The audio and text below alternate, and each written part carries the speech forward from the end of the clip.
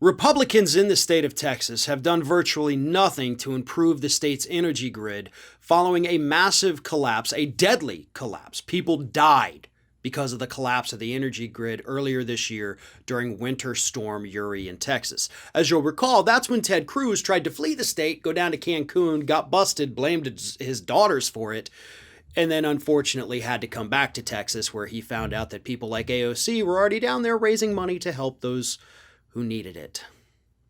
Nevertheless, massive failures from the Texas energy grid, and the energy sector in the state of Texas was worried that obviously, since they now had national attention on them, because they're not on the federal energy grid, they got their own thing. The fossil fuel companies essentially run it because they own the government there.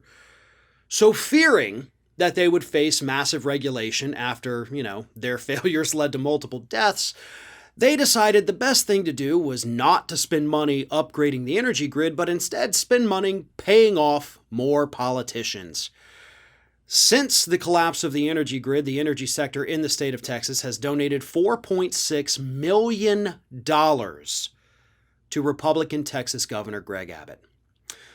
Lieutenant Governor Dan Patrick has received $1.3 million from the energy sector. So the two men combined have pulled in almost $6 million from this sector in just 6 short months, because they fear regulation so much that they would rather spend money paying off people like Patrick and Abbott than spending that same money to actually upgrade the energy grid. It makes no sense. And to be honest, yes, fixing the energy grid is definitely going to cost more than $6 million. But you could make some pretty vast improvement with $6 million. But no, rather than do that, it's just easier to pay off the politicians, because that's a one-time investment that's going to pay off dividends in the future. And it already has. A couple months ago, Abbott signed a piece of legislation to upgrade the energy grids, to have the energy companies do all these things. Essentially, it was a regulation, except for the fact that they don't have to do it yet. They kick the can down the road. As long as they start by some point in the year 2022, that's good enough to, fulfill what this legislation says they need to do. So they bought themselves some time. And what happened in that time, folks? Well, I'm glad you asked, because we almost saw another complete collapse of the Texas energy grid during a sweltering heat wave in Texas just last month, where residents were told they needed to conserve electricity during the heat wave and not run their air conditioners.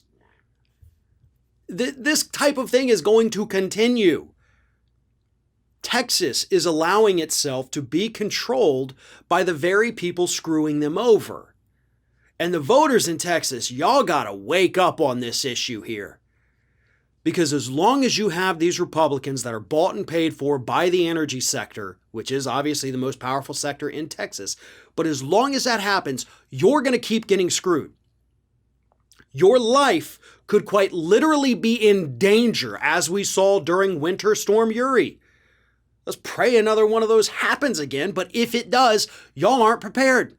You're going to go through the same things. And sure, Greg Abbott, when he signed that legislation saying y'all got a year and a half to fix things or start fixing things, he said Texas's energy grid's already been fixed. They fixed it after the storm. They fixed what broke. They didn't fix the problems that led to the total collapse. And that's the problem.